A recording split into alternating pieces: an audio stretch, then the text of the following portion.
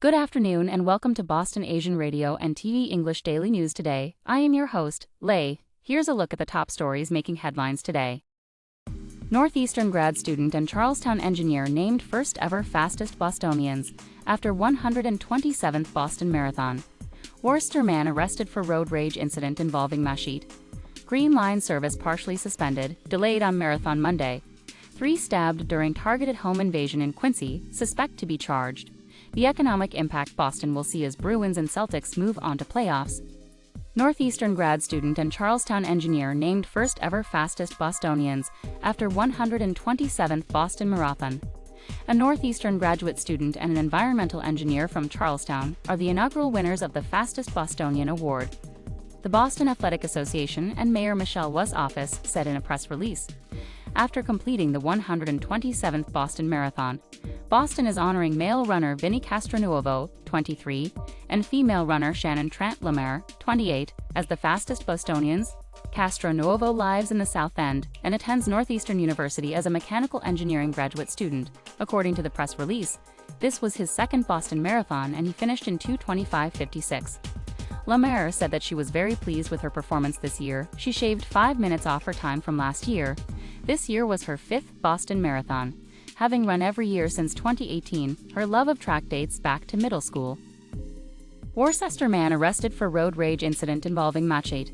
A man was arrested after allegedly attacking another driver with a machete Sunday in Worcester, according to a release from the police department. Worcester resident Ezekiel Santiago, 42, was arrested for the crime, which happened around 2 p.m. Sunday. Witnesses say they saw a man exit a white Toyota with Rhode Island license plates that had been following a blue Honda. When the Honda driver exited his vehicle to ask why the other driver was following him, they say the white Toyota operator hit the Honda driver on the head and back with a machete. Officers said they then began searching for the Toyota and later found it at a red light on McKean Road, with Santiago behind the wheel. The machete was found in the vehicle.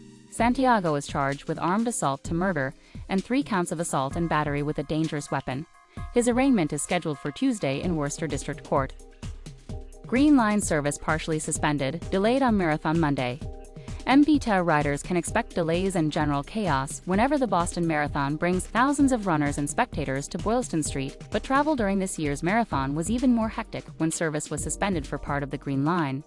A Green Line train went out of service at the Boylston Street platform at 2:50 p.m. BARTV spokesperson Joe Pesachero said. Service was suspended for an hour between Arlington Street and Haymarket. While crews attempted to get the train moving again, the MBTA offered shuttles in place of the trains and encouraged riders to use the Orange Line to get between Back Bay and Haymarket and North Station.